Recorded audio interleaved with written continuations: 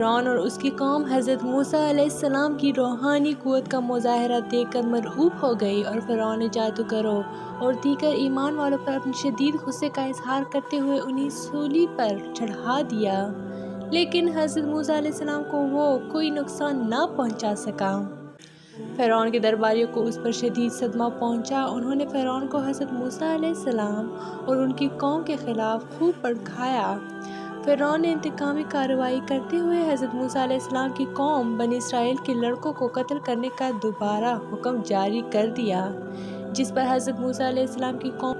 بڑی پریشانی کا شکار ہوئی اور آپ علیہ السلام سے درخواست کی کہ آپ کی ولادت سے پہلے بھی ہمارے لڑکوں کو قتل کیا جاتا رہا اور اب دوبارہ یہ سلسلہ شروع ہو گیا ہے، کیا کریں؟ حضرت موسیٰ علیہ السلام نے فرعون کے مقابلے میں اپنی قوم کو اللہ تعالیٰ سے مدد طلب کرنے اور صبر کرنے کی تلقین کی اور ساتھ ساتھ یہ خوشخبری بھی سنائی کہ بہت جلد اللہ تعالیٰ تمہیں فرعون کے ظلم و ستم سے نجات عطا فرمائیں گے۔ فرعون بنی اسرائیل کی نرینہ اولاد کے قتل کا حکم دے چکا تھا، لیکن اس کے باوجود حضرت موسیٰ علیہ السلام کے روحانی غلبے کا خیال اسے اندر ہی اندر گلائے جا رہا تھا۔ اس کے دل کو سکون نہیں تھا۔ آخرکار اس نے یہ فیصلہ کیا کہ موسیٰ علیہ السلام کو قتل کیے بغیر یہ معاملہ ختم نہیں ہوگا۔ اس نے اپنے درباریوں کو بلا کر کہا کہ اگر موسیٰ علیہ السلام کو ہم نے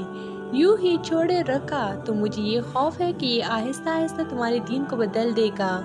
اور مصر میں فساد پھیلائے گا، لہٰذا موسیٰ علیہ السلام کو قتل کر دیا جائے۔ حضرت موسیٰ جس مجلس میں فرعون اور اس کے درباری حضرت موسیٰ علیہ السلام کے قتل کے بارے میں گفتگو کر رہے تھے، اسی مجلس میں فرعون کی قوم میں سے ایک ایسا مومن بھی موجود تھا جو ابھی تک اپنی ایمان کو چھپائے ہوئے تھا۔ اس نے جیسے ہی حضرت موسیٰ علیہ السلام کے قتل کا منصوبہ سنا تو اپنی قوم کو سمجھایا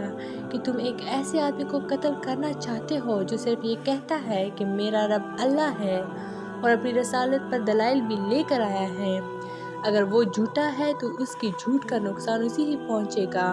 اگر وہ سچا ہے تو پھر جس عذاب کی وہ دھمکی دے رہا ہے وہ تمہیں ضرور پہنچ کر رہے گا، لہٰذا تم یہ نہ سمجھو کہ ہمیشہ تمہاری بادشاہت رہے گی، اس کو زوال بھی آ سکتا ہے، اور مجھے تو تمہارے بارے میں یہ خطرہ ہے کہ کہیں تمہارا حال بھی تم سے پہلی کی نافرمان قوموں جیسا نہ ہو، جیسے قوم نوح، قوم عاد، قوم سمود وغیرہ۔ یاد رکھو قیامت کے دن تمہیں کوئی بھی اللہ تعالیٰ کے عذاب سے بچانے والا نہیں ہوگا۔ پھر اس نے اپنی قوم کو اور بھی کئی نصیحتیں کی۔ فرعون اور اس کے درباریوں نے جب اس مومن کی گفتگو سنی تو ان کا رخ حضرت موسیٰ علیہ السلام سے ہٹ کر اس مومن کی طرف ہو گیا اور انہوں نے چاہا کہ پہلے اسے قتل کریں گے، مگر اللہ تعالیٰ نے فرعون اور اس کے درباریوں کی چال کو ناکام بنا دیا۔ جب فرعون کی قوم میں سے ایک مومن آدمی نے اعلان حق کیا اور دلائل کے ساتھ حضرت موسیٰ علیہ السلام کی حمایت میں گفتگو کی تو فرعون کے پاس اس کی باتوں کا کوئی جواب نہیں تھا۔ اس کے باوجود فرعون نے اپنی قوم کو مطمئن کرتے ہوئے کہا کہ میں جو کچھ دیکھ رہا ہوں اسی کے مطابق تمہیں رائے دے رہا ہوں۔ کیا تم دیکھ نہیں رہے ہو کہ مصر کی حکومت میرے ہاتھ میں ہے اور تم یہاں کتنے پرسکون زندگی گزار رہے ہو؟ حقیقت یہ ہے کہ فرعون اپنے دل ہی دل میں یہ جانتا تھا کہ حضرت موسیٰ علیہ السلام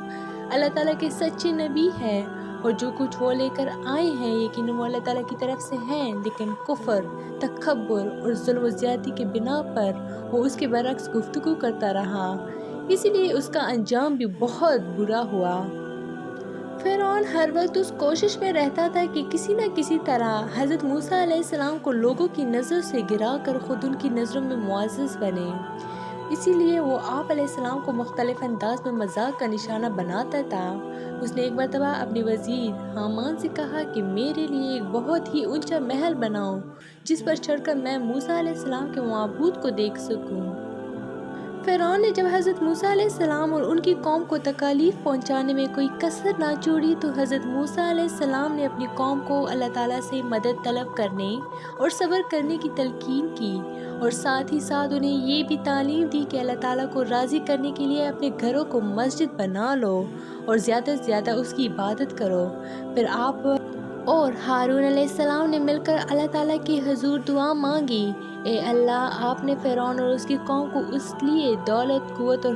حکومت عطا فرمائی ہے کہ وہ آپ کے بندوں پر ظلم و زیادتی کریں، لہٰذا آپ ہی ان کے مظالم کا انہیں مزہ چکھائیں اور ان کے مال و دولت کو تباہ و برباد کر دیں۔ اللہ تعالیٰ نے حضرت موسیٰ علیہ السلام اور ہارون علیہ السلام کی دعا کو قبول فرما کر فرعون اور اس کی قوم پر مختلف عذاب نازل فرمائے تاکہ وہ سیدھی راہ پر آ سکیں۔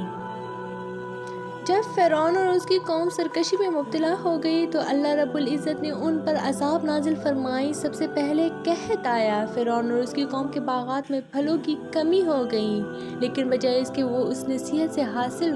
کرتے انہوں نے حضرت موسیٰ علیہ السلام پر یہ الزام عائد کر دیا کہ یہ آپ اور آپ کے ساتھیوں کی وجہ سے مصیبت آئی ہے۔ پھر ان پر طوفان آیا، کئی دن تک مسلسل ان پر بارش برستی رہی۔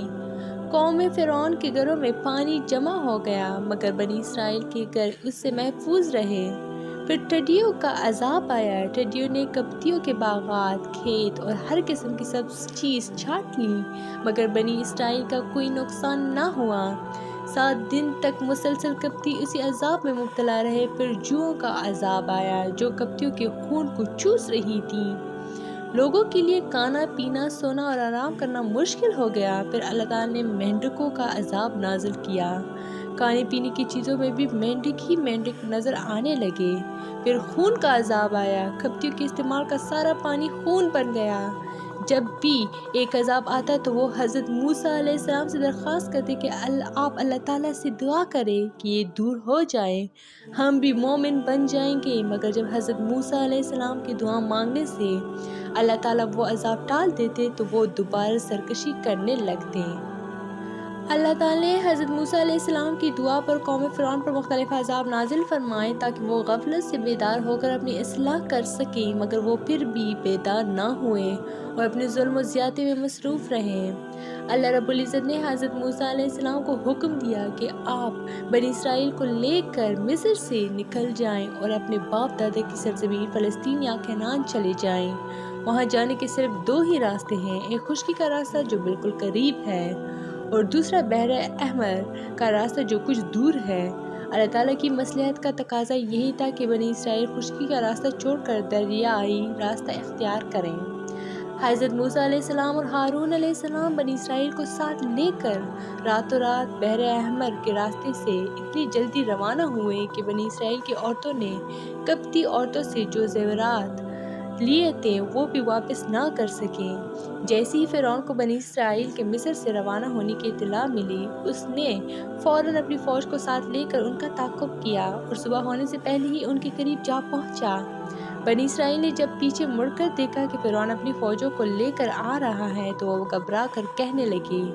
اب تو ہم گرفتار ہو جائیں گے، کیونکہ آگے دریا ہے اور پیچھے دشمن کی فوج۔ فرعون اپنے لشکروں سمیت جب حضرت موسیٰ علیہ السلام کے قریب پہنچا اور بنی اسرائیل انہیں دیکھ کر پریشان ہو گئے تو اللہ تعالیٰ نے حضرت موسیٰ علیہ السلام کو تسلی دیتے ہوئے فرمایا، تم خوف نہ کھاؤ، اللہ کا وعدہ یقیناً سچا ہے، وہ تمہیں ضرور نجات دے گا۔ بس اپنی لاٹھی کو پانی پر مارو، اس سے دریا میں راستے بن جائیں گے۔ جب آپ علیہ السلام نے اپنی لاٹھی کو پانی پر مارا تو وہ پٹ کر 12 راستے بن گئے اور ہر 2 راستوں کے درمیان پہاڑوں کی طرح پانی کھڑا ہو گیا۔ حضرت موسیٰ علیہ السلام کے حکم سے بنی اسرائیل ان راستوں پر چل دیے اور دریا سے پار ہو گئے۔ فرعون نے جب یہ دیکھا کہ دریا میں راستے بنے ہوئے ہیں، اس نے اپنی قوم سے کہا، میری کرشمہ سازی دیکھی کہ دریا نے بھی راستے دے دیے، لہٰذا تم بڑھتے جاؤ اور اپنی بنی اسرائیل کو جا کر پکڑ لو۔ فرعون بھی اپنی فوجوں کے ساتھ دریا کے راستوں میں داخل ہوا۔ جب تمام فوجی دریا کے اندر پہنچ گئی تو اللہ تعالیٰ نے پانی کو حکم دیا اور اپنی اصل حالت میں آ گیا اور فرعون اپنی فوجوں سمیت غرق ہونے لگا۔ اس نے فوراً کہا، میں اب اسی رب پر ایمان لاتا ہوں جس پر بنی اسرائیل ایمان لائے تھے، اور اب میں فرما بردار بن کر رہوں گا۔ لیکن اللہ کی طرف سے اسے کہا گیا کہ اس سے پہلے تو اللہ کی نافرمانی کرتا رہا اور اب تیری اس توبہ کا کوئی فائدہ نہیں۔ فرمان الہی ہے ترجمہ، لہٰذا آج ہم تیری لاش کو دریا سے باہر نکال لیں گے تاکہ تو اپنے بعد آنے والوں کے لیے نشان عبرت بن جائے، اور حقیقت یہ ہے کہ بہت سے لوگ ہماری نشانیوں سے غافل ہیں۔ جس دن اللہ تعالیٰ نے فرعون اور اس کی قوم کو غرق کر کے حضرت موسیٰ علیہ السلام اور ان کی قوم کو فرعون کے ظلم و ستم سے نجات دلائی، وہ یوم عاشور 10 محرم تھا۔ حضرت موسیٰ علیہ السلام اور ان کی قوم نے فرعون سے نجات پانے کے بعد شکرانے کے طور پر اس دن کا روزہ رکھنا شروع کر دیا۔